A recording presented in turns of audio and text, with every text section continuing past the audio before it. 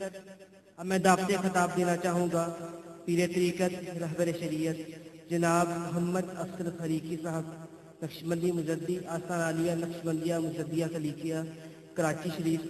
آپ کراچی سے تشریف لائے ہیں، بزم شاہ نقشبند کی طرف سے آپ کو خوش آمدید بھی کہتے ہیں، اور آپ کا موضوع ہے اولیاء کرام اور خدمت خلق۔ نعرہ تکبیر۔ نحمدہ و نصلی وسلم علی رسولہ الکریم، اما بعد فاعوذ باللہ من الشیطان الرجیم، بسم اللہ الرحمن الرحیم۔ قال اللہ تعالیٰ فی القرآن المجید انک لعلی خلق عظیم، انما بعثت لاتمم مکارم الاخلاق، صدق اللہ العظیم و صدق رسولہ النبی الکریم، وَعَلَىٰ عَلَىٰ ذَلِكَ مِنَ الشَّاكِرِينَ وَالذَّاكِرِينَ وَالْحَمْدُ لِلَّهِ رَبِّ الْعَالَمِينَ۔ عزت مآب سرپرست اعلیٰ سجادہ نشین آستانہ موڑا شریف حضرت اولیاء بادشاہ مدظر العالی، میرے برادر طریقت قابل فخر شیخ حضرت بنی نو انسان کے لیے سراپائے رشد و ہدایت بنا کر بھیجا۔ نگاہ عشق و مستی میں وہی اول وہی آخر، وہی قرآن وہی فرقان وہی یاسین وہی طٰہٰ، وہ دانہ سبل ختم رسل مولا کل کے جس نے گبارے راہ کو بخشا فروغ وادی سینہ، آیا کائنات کا مانی دیر یاب تو، نکلے تیری تلاش میں قافلہ ہے رنگ و بو۔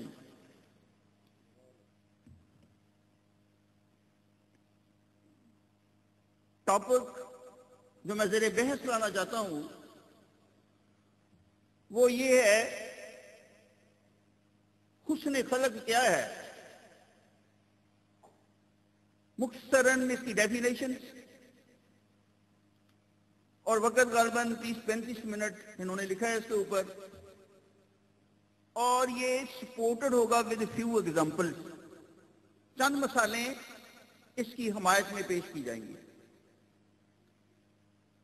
اگر کوئی پوچھے کہ پیغمبر رسالت مآب کی تشریف آوری کا کیا مقصد تھا، only in one sentence، تو آپ نے فرمایا انما بعثت لاتمم مکارم الاخلاق، میں اخلاق کی تکمیل کے لیے بھیجا گیا۔ اور حضرت صلی اللہ علیہ وآلہ وسلم کا ہارٹ کسی فرشتے میں نظر آتا ہے، نہ کسی انسان میں نظر آتا ہے، اور اس لیے آپ نے فرمایا میرے حبیب انک لعلی خلق عظیم، ہم نے آپ کو حامل خلق عظیم پایا۔ چشم فلک نے ایسا کردار دوبارہ نہیں دیکھا، اس کے نمونے تو دیکھے لیکن کلی نہیں دیکھا۔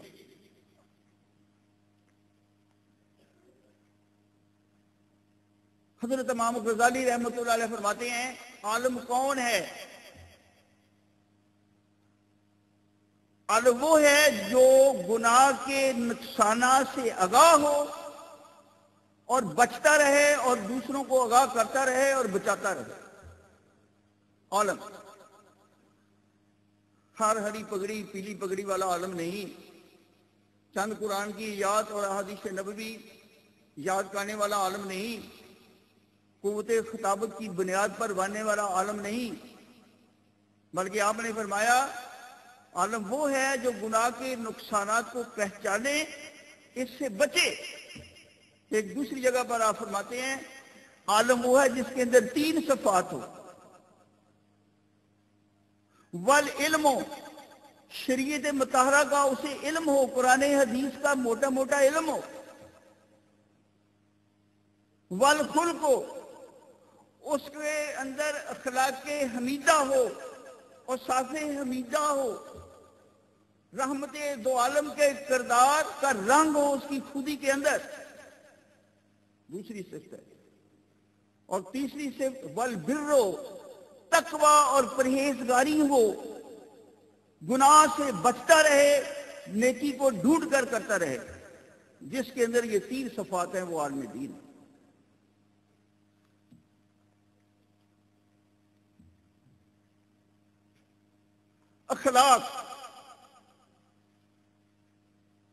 اخلاق حسنہ،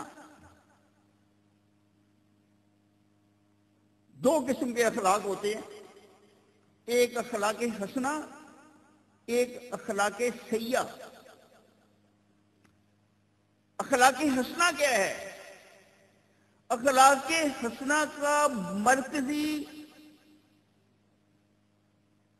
صرف اس کے اندر صداقت ہو، صداقت بالنیت، صداقت بالقول، صداقت بالعمل، تینوں قسم کی اگر صداقت ہے، صداقت بالقول، صداقت بالعمل، صداقت بالنیت، اس کا قول سچا ہو، جب بھی اس کی زبان سے کوئی بات نکلے ہزاروں سال بعد بھی اس میں سچائی نظر آئے۔ یہ نہیں کہ اس ممبر پر کچھ کہے اور ممبر پر اتر کر کچھ گئے، آستانے پر کچھ کہے، آستانے سے باہر کچھ گئے، نو، وہ بد اخلاق ہے۔ صداقت بالعمل، جو وہ قول کہے عمل اس کی تصدیق کرے، عمل بھی ویسا ہی ہو۔ اور صداقت بالنیت، اس کی نیت میں بھی صداقت ہو۔ اگر وہ خانہ کعبے کا حج کرنے جا رہا ہے، نیت میں تجارت ہے، سونا خریدنا ہے، حج کرنے کے باوجود اس کا حج قبول نہیں ہوگا، کیونکہ وہ تاجر بن کر گیا ہے، حاجی بن کر نہیں گیا۔ تینوں صفتیں ہونی چاہیے کریکٹر کے اندر، اس کا قول سچا ہو، اس کا عمل سچا ہو، اس کی نیت سچی ہو۔ بڑے بڑے علماء، بڑے بڑے مشائخ، بڑے بڑے صاحبزادے، بڑے بڑے علماء کرام، قول اور فعل میں زبردست قسم کا تضاد دیکھا گیا۔ حضرت صلی اللہ علیہ وآلہ وسلم کی سیرت کا بہترین حسن، آپ کی سیرت کا بہترین نقطہ ایک ہی ہے، جو کہا وہ کیا، جو کیا وہ کہا۔ آپ کی سیرت کا بہترین نقطہ، جو آپ نے کہا وہ کیا، جو کیا وہی کہا، یہ آپ کی سیرت کا بہترین نقطہ تھا۔ صداقت بالعمل، حضرت صلی اللہ علیہ وآلہ وسلم، صداقت بالعمل، حضرت صلی اللہ علیہ وآلہ وسلم جب اعلان نبوت کرنے لگے، اپنوں میں نہیں، اپنا آرڈر دشمنوں کی محفل میں کروا رہے ہیں، بدترین دشمن کھڑے ہیں، بیٹھے ہیں، آڈیٹوریم بھرا پڑا ہے دشمنوں سے، آپ اپنا آرڈر کروا رہے ہیں۔ میں 40 سال آپ کے اندر رہا ہوں، معاشرت میں نے اختیار کی ہے، رہن سہن اختیار کیا ہے، آپ نے مجھے کیسا پایا؟ یک زبان ہو کر فرمانے، سب کہنے لگے ہم نے آپ کو صادق اور امین پایا۔ دشمن آرڈر کر رہے ہیں اور آرڈر کروایا جا رہا ہے۔ پھر آپ نے پوچھا اوکے، اگر میں یہ کہوں کہ اس پہاڑ کے پیچھے بہت بڑا لشکر آ رہا ہے، مان لو گے؟ فرمایا یس، کیونکہ آپ نے کبھی جھوٹ نہیں بولا۔ پھر آپ اس نقطے پر جا کر اور ٹاپ پر جا رہے ہیں، اگر میں یہ کہوں اس پہاڑ کے پیچھے لشکر ہے، آپ جا کر دیکھیں اور تمہیں لشکر نظر نہ آئے تو میرے بارے میں کیا رائے قائم کرو گے؟ عرض کرنے لگے ہم سمجھیں گے کہ ہم اندھے ہو گئے ہیں، لشکر ضرور ہے۔ صداقت بالفعل، صداقت بالعمل، آپ کے کردار میں صداقت کوٹ کوٹ کر بری ہوئی تھی۔ خواجہ حسن بصری رحمۃ اللہ علیہ حبیب اجمی کے مرشد تھے۔ ایک دفعہ ان کے پیچھے پولیس لگی ہوئی تھی اور آپ حبیب اجمی حسن بصری ہے؟ انہوں نے کہا یس ہے۔ وہ گھر میں گھسے، سارے کمروں کو چیک اپ کیا، وہ نظر ہی نہیں آئے۔ وہاں نکل کر کہنے لگے وہ تو نہیں ہے۔ فرمایا گیا پھر مجھے نہیں پتا، ادھر ہی داخل ہوئے تھے۔ وہ جب چلے گئے، خواجہ حسن بصری کہنے لگے او حبیب اجمی، میں نے تو آپ کے گھر میں آ کر پناہ دی تھی، آپ نے سچ سچ ان کو بتا دیا کہ ادھر ہی ہے۔ کہنے لگے او حسن بصری، یہ میرے ساتھی ہی کی تو برکت ہے کہ پولیس کو آپ نظر نہیں آئے، اور میں بھی سچا رہا، ورنہ لعنت اللہ علی الکاذبین کا میٹر چالو ہو جاتا۔ ننا مبلغ ابھی درس میں داخل نہیں ہوا، شیخ عبد القادر جیلانی رحمۃ اللہ علیہ، جب آپ کی والدہ نے 40 دینار سلوکے میں سلوا دیے اور ڈاکوؤں نے اس قافلے پر حملہ کیا اور اس سے پوچھا کہ آپ کے پاس کچھ ہے، انہوں نے کہا یس، کیا ہے؟ 40 دینار ہیں، ہم نے تو آپ کا سارا بستہ کھولا، اس میں نظر نہیں آئے، کہاں ہیں؟ کہا یہ میرے سلوکے میں ہے، کھول کر دیکھا تو 40 دینار تھے۔ صداقت کا یہ اثر ہوا، ڈاکو بمیر اپنے سردار بمیر ڈاکو ہوں گے، مسلمان ہو گیا، سچائی میں وہ طاقت ہے۔ نو ریلیجن از ہائر، لازم کیا کرو، ہو سکتا ہے کوئی پیاسا آ کر پانی پیے، کوئی وضو کرے، ہٹ کے کیا کرو۔ یہ حقوق العباد کا شعبہ تھا، دونوں حقوق میں بندے کو کامیابی حاصل کرنی چاہیے۔ اگر حقوق اللہ کا شعبہ مضبوط ہے تو ہم کہتے ہیں یہ بڑا بااخلاق ہے، اگر بڑی نمازیں پڑھتا ہے لیکن حقوق العباد میں وہ کمزور ہے، بیوی کو گالیاں دیتا ہے، ماں کا نافرمان ہے، تو اس کا اخلاق اچھا نہیں ہے۔ دونوں شعبوں میں اس کو کامیاب نمبر حاصل کرنا چاہیے۔ تیسری ڈیفینیشن، 4 کمپوننٹ ہیں اخلاق کے،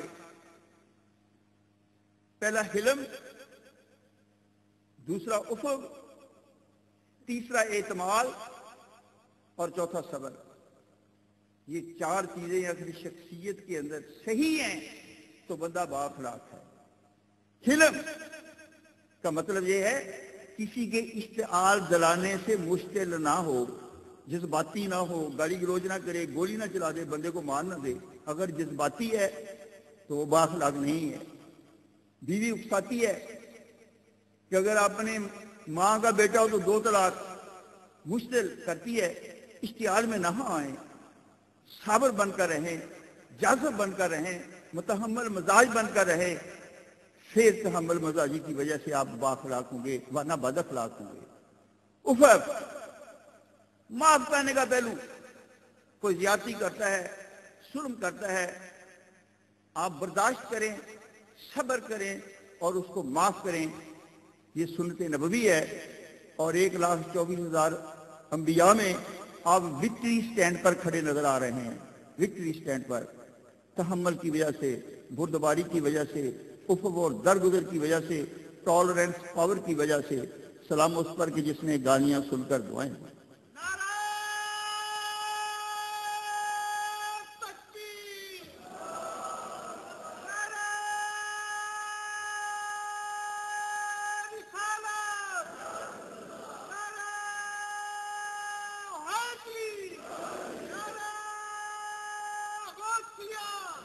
کر کے رضائی کو چھوڑ کر سردی میں وضو کر کے مسجد کی طرف جا کر نماز پڑھے تو یہ ہے طاعت بالصبر، یعنی اطاعت صبر کے ساتھ کی، دھوکہ کھا کر کی۔ اسی طریقے سے اطاعت بالمعصیت، آپ کا نفس آپ کو گناہ پر اکساتا ہے، زنا پر اکساتا ہے، جھوٹ پر اکساتا ہے، ڈاکے پر اکساتا ہے، آپ اپنے نفس پر جبر کر کے وہ گناہ نہیں کرتے، یہ کہتے ہیں معصیت بالصبر، یعنی گناہ سے صبر کر کے گناہ سے بچ رہے ہیں، اپنی بری خواہشات جو پیدا کر رہا ہے نفس اس کو کنٹرول کر رہے ہیں، اس کو معصیت بالصبر کہتے ہیں۔ اذیت بالصبر، کوئی آپ کو دکھ دیتا ہے، دوست، رشتہ دار، پڑوسی، عام بات ہے، لیکن آپ اس سے بدلہ لے سکتے ہیں، آپ اس پر قادر ہیں، لیکن آپ اس کو معاف کر دیتے ہیں، یہ اذیت بالصبر ہو جائے گا۔ اور اس کے بعد مصیبت بالصبر، آپ پر ایسی مصیبت آئی ہے جس کا آپ ازالہ نہیں کر سکتے، آپ کا پاؤں کٹ گیا، آپ کا بیل مر گیا، آپ کے گھر میں ڈاکہ لگ گیا، آپ واپس نہیں لا سکتے، لیکن آپ صبر کرتے ہیں، ٹالریٹ کرتے ہیں، یہ صبر مصیبت ہو جائے گا اور اس طریقے سے آپ کی شخصیت چمک اٹھے گی۔ ایک اور یعنی فیو ایگزامپل دوں، کیونکہ ٹائم پتہ نہیں کم رہ رہا ہوگا۔ خدمت خلق کے شعبے میں جو شارٹ کٹ فارمولا ہے اللہ کو راضی کرنے کا، قرب الہی کا شارٹیسٹ نسخہ، اللہ کی مخلوق کی خدمت کرو، خیال رکھو، اثار کرو، اپنے پر ان کو ترجیح دے کر خدمت کرو، اس سے اللہ جلدی رضی ہے۔ حضرت عبدالاحد مجدد الافسانی کے والد ایک پہاڑ کے پاس سے گزر رہے ہیں، ایک طرف ندی ہے، اس طرف پہاڑ کی ڈھلوان ہے، اور حضرت عبدالاحد ساتھ ساتھ جا رہے ہیں۔ آگے سے ایک کتا آ گیا، یا تو کتا ندی میں جمپ لگائے اور حضرت احد گزر جائیں، یا حضرت احد ندی میں جمپ لگائیں اور کتا گزر جائے۔ تو حضرت احد نے سوچا میں کتے کو کیوں زحمت دوں، میں خود ہی ندی میں کود جاتا ہوں۔ چنانچہ وہ ندی میں کودے اور کتا گزر گیا۔ رات کو حادثے غیبی سے آواز آئی، مسٹر عبدالاحد، یہ جو تو نے میری بے زبان مخلوق پر رحم کیا، ہم آپ کو ایک ایسا بیٹا دیں گے جس کے نام کی دھوم عالم چاپسو میں پھیلے گی۔ حضرت مجدد الافسانی پیدا ہوئے۔ حضرت مجدد الافسانی رحمت اللہ علیہ پیدا ہوئے۔ آپ کو اس سلسلے میں اللہ تعالیٰ نے بڑا کرم کیا۔ اسی طریقے سے امیر سبکتگین جو شکار کھیل رہا تھا، اس نے ایک ہرن کے بچے کو پکڑا اور گھوڑے کی پیٹھ پر بٹھا لیا، گھوڑے کو سر پر چڑھایا، پیچھے مڑ کر دیکھا، مامتا کی ماری ماں پیچھے پیچھے آ رہی ہے۔ امیر سبکتگین نے اس کو روک لیا اور بچے کو چھوڑ دیا۔ بچہ ماں کی آغوش میں گیا، ماں نے بچے کو چاٹا اور تشکرانہ نگاہوں سے امیر سبکتگین کی طرف دیکھ رہی ہے۔ Yes mister Sabuktigin, thank you very much, تو نے مجھ پر رحم کیا، اللہ تجھ پر رحم کرے۔ امیر سبکتگین جب گھر میں واپس آئے، رات کو حادثے غیبی سے آواز آئی، یہ جو تو نے ہماری بے زبان مخلوق پر رحم کیا ہے، ہم آپ کو تخت و تاج کا وارث بنا دیں۔ حضرت امام غزالی دنیا اسلام کا عظیم مفکر، جس کو پیغمبر رحمت صلی اللہ علیہ وسلم نے بیٹا غزالی کہہ کر پکارا، ایک روز کتابت کر رہے ہیں قلم کے ساتھ، سیاہی کا ڈوبا زیادہ لگ گیا، قطرہ زیادہ سیاہی کا آ گیا کاغذ کے ورق پر۔ ایک مکھی آئی، اپنی پیاس بجھانے لگی، امام غزالی نے اپنا ہاتھ روک لیا اور مکھی پیاس بجھا کر اڑ گئی۔ امام غزالی کی ڈیتھ کے بعد کسی نے پوچھا مسٹر غزالی معاملہ کیسا رہا؟ کہا میری تصنیفات، میری چلے، میری عبادتیں اللہ تعالیٰ نے ایک طرف رکھی، ان کو نہیں کھولا ابھی۔ کہا مسٹر امام غزالی، اس روز جو تو نے ہماری حقیر مخلوق مکھی کو اپنی پیاس بجانے دیا تھا، ہم اس کی بنیاد پر آپ کو جنت میں بھیج رہے ہیں۔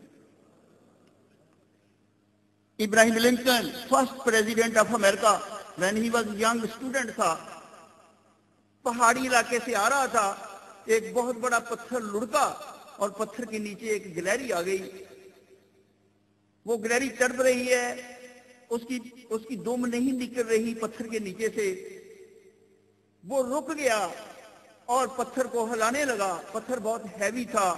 Once twice thrice four time جب اس نے ہلایا، نہیں ہلا، پسینے سے شرابور ہو گیا، لیکن اس نے ہمت نہیں ہاری۔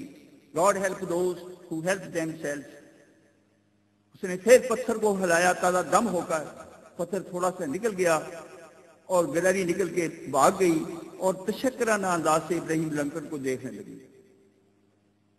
رات کو حادثے غیبی سے آواز آئی، او ابراہیم لنکن، یہ جو تو نے میری مخلوق کو شفقت کی نگاہ سے دیکھا اور ہیلپر رہا ہے، پرابلم سالور، ہم آپ کو امریکہ کا ایک دن تخت و تاج کا بادشاہ بنا دیں گے۔